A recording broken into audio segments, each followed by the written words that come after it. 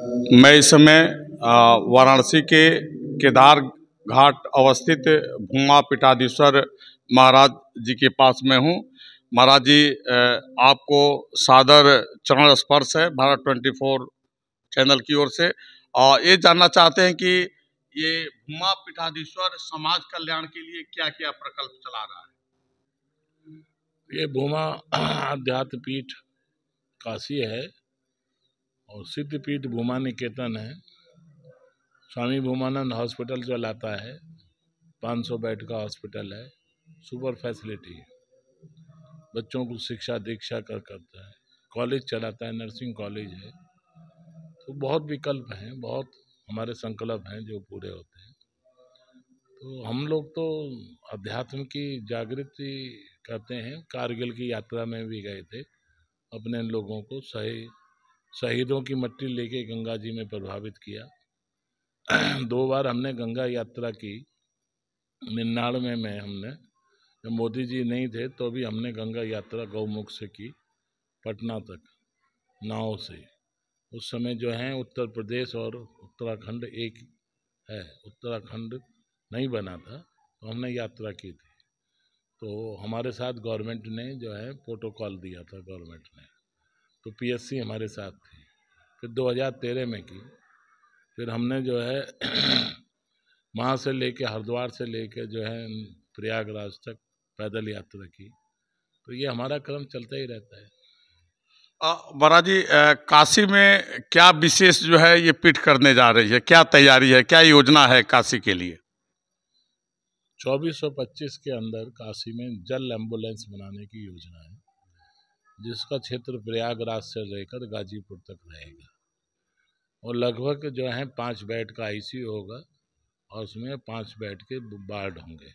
जल एम्बुलेंस में 5 bed ICU और 5 बेड वार्ड जी। और उसके ऊपर 2 मंजिल होगी, वो दूसरी मंजिल पे ओपीडी का होगा। उसी में डॉक्टर के रहने के कक्ष भी होंगे और लोग उस तरीके का कार्यक्रम है। उसकी जो है पायलट एम्बुलेंस रहेंगी 2 उसी के डक पर। तो वो हम कलकत्ते में हमारा से बातचीत चल रही है, हमारे पास उनके कोटेशन आ गए हैं। तो हम 2024 से 25 में वो चालू करेंगे। तो महाराज जी, वो तो जल अस्पताल होगा ना वो। हाँ, जल एम्बुलेंस कई मतलब अस्पताल है जी जी जी। तो जल में बनाएंगे। 43 फीट जो है वो उसका जो है वो है 43 मीटर का उसका लंबाई हो सकती है कम बढ़ती भी हो सकती है, तो उतनी है। और उसको जो है 13 फीट का उसका वो रखा है, चौड़ाई होगा। इस तरीका का जो हमारे पास कोटेशन है। तो उस जल एम्बुलेंस से घाट किनारे रहने वाले लोगों का इलाज किया जाएगा। घाट किनारे नहीं रहने वालों का, जो पास में ग्रामीण क्षेत्र है, जी जी, जो रूरल एरिया है बिल्कुल है। जी जी। और उसमें ये प्रेरणा की जाएगी, मोदी जी का जो है नमामि गंगे है, उसमें ये प्रेरणा की जाएगी कोई गंदगी न डाले, किसी किस्म की गंदगी नहीं है। और उसमें हम उस तरीके की भी मशीन लगा रहे हैं जो पानी का नाप करेगी, जो चीज़ें ऐसी उसमें नई टेक्नोलॉजी ले रहे हैं जिससे गंदगी साफ होती हुई चले। तो स्वच्छता पर भी विशेष ध्यान दिया जाएगा। स्वच्छता तो हमारा, हमने गंगा यात्रा करी थी तो स्वच्छता ही नहीं है हमारा है, गंगा सबकी माता है, भारत का ये नाता है, गंगा स्वच्छ भारत स्वस्थ, ये हमारा उद्देश्य ही है जो हमने 2000 में चालू किया था नए।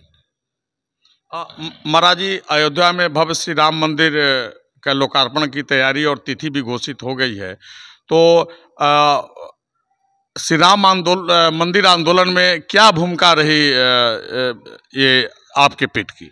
हमारे पीठ की है जो उस समय उसके पैनल ने एक रामालय ट्रस्ट बनाया था, जिसमें स्वरूपानंद जी, राम नरेशाचार्य जी और निश्चलानंद जी तीनों जो हैं निश्चित थे। उसका संयोजक हम ही थे।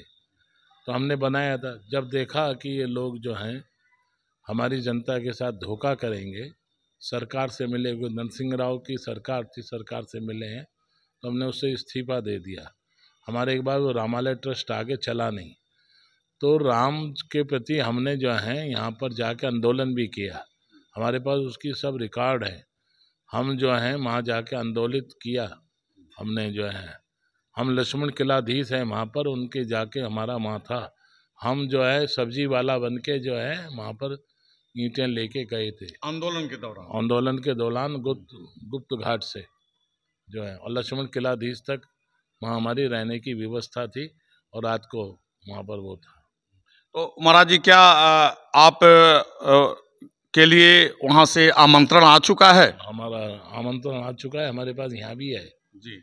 आमंत्रण जो है आया, चंपत राय जी के सिग्नेचर से आमंत्रण आया, हमें बुलाया है। तो आपके नेतृत्व में कुल कितने भक्त अयोध्या के लिए रवाना होंगे? हमारा अभी उसके लिए हम कह नहीं सकते, क्योंकि वहाँ की व्यवस्था जो है वो बड़ी सुरक्षा की दृष्टि से बड़ी व्यवस्थित है। हम ज़्यादा लोगों को जो है वहाँ पर भेजना नहीं चाहते वर्तमान में, इसलिए नहीं है कि सुरक्षा में किसी प्रकार की चूक ना हो। हम राष्ट्र की जनता तो है, राम इस देश के राजा हैं। ये जो अभी प्रधानमंत्री हुए, राष्ट्रपति हुए, 5-5 साल के लिए होते हैं। ये इस देश का नाम ही है। दुष्यंत के पुत्र भरत थे, वो भी जो है रघुवंशी थे, सूर्यवंशी थे, उन्हीं से भरत नाम पड़ा है। और भरत नाम से आर्यवर्ताय जम्बू द्वीपे भारत खंडे, ये उसका एक खंड है। ये हमारा संकल्प होता है। तो इस देश का सबसे बड़ा राजा जो है राजा राम ही है, बाकी तो कोई राजा नहीं है। सब जो है 5 साल बाद उनका जो है चुनाव होता है। तो इस देश का तो चुनाव पहले ही से ही हो रखा है कि राजा राम ही इस देश के जो है असली राजा हैं। तो हम तो उनको राजा मानते हैं ना, राजा राम। और महात्मा गांधी ने भी यही कहा था, हमने रघुपति राघव राजा राम, पति के पावन सीता राम। और जब किसी की मृत्यु होती है तो राम राम सत्य ही होता है। जो सनातनी हैं वो राम राम सत्य बोलते हैं। तो राम का नाम तो सत्य ही है, वो उसमें कोई विकल्प नहीं है। वो जो निश्चित ही है कि राम सत्य है। तो है एक छत्र एक मुकुटमणि सब वर्णन पर दोए, राम नाम एक अंक है सब साधन है सुन, अंक गए कुछ हाथ नहीं अंक रहे 10 गुण। तो ये राम का व्यक्तित्व है। तो है यदि किसी देश में, किसी गांव में, किसी शहर में, किसी मोहल्ले में और किसी के घर में रामचरितमानस का अनुसरण हो जाए तो वो राम राज्य ही होता है। समझे? आप विचार करके देखिए कि कितना संघर्ष किया उन्होंने।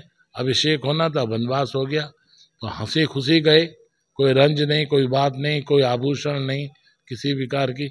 ये चरित्र हर देश के नौजवान को रखना चाहिए। इस चरित्र का नौजवान को आवश्यकता है। ये कॉमर्शियल एजुकेशन की आवश्यकता नहीं। यदि कॉमर्शियल एजुकेशन होती दशरथ के पुत्र राजकुमार राम की, तो वो नहीं जाते, वो वशिष्ठ के आश्रम में पढ़े थे। तो उनकी एजुकेशन कॉमर्शियल नहीं थी, उनकी संस्कार की एजुकेशन थी।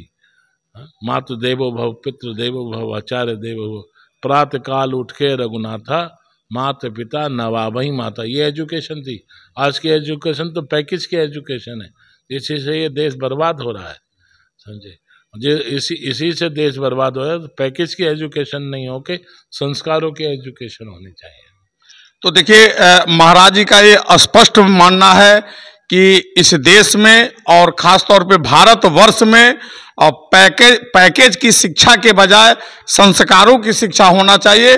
और भीमा पीठाधीश्वर की ओर से एक बहुत बड़ा प्रकल्प मैं समझ रहा हूं कि देश में पहली बार यह होने जा रहा है कि जल एम्बुलेंस जो कि 43 मीटर लंबा और 13 मीटर चौड़ा होगा, वो जो है एम्बुलेंस 2 मंजिला होगा, उसमें 5 बेड का आईसीयू होगा और ओपीडी होगा। और खास तौर पे प्रयागराज से लेकर के बिहार की राजधानी पटना के मध्य जो है ये जल में तैरता हुआ अस्पताल चलेगा, जहां विशेषज्ञ चिकित्सकों की एक टीम होगी जो सुदूर गांवों में और इलाकों में ग्रामीण लोगों का निदान करेंगे, इलाज करेंगे। और खास तौर पे यह पीठ हमेशा स्वच्छ गंगा आंदोलन से जुड़ा हुआ है। हरेंद्र शुक्ला, भारत 24, वाराणसी से।